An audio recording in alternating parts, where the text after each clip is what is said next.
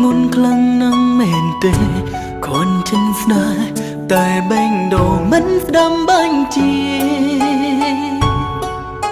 ក្នុងក្តីស្រមៃគិនថាយើងជាសង្សារគ្នាហើយស្រឡាញ់គ្នារៀងរហូតគ្មានថ្ងៃបងបានធ្វើជាសង្សារអូនទេដឹងខ្លួនដែរតែមិនអាចផ្លឹងចិននេះបានមើលមិនឃើញបងឬកិនគេនោះល្អក្រុមយ៉ាងបងគ្មានសំណាងបានអូនទេជាតិនេះខ្ញុំកំពុងតែគេយំនឹងដល់សង្សារគេយំនាងឯងយំមិនក្រែងនាងសោចំអ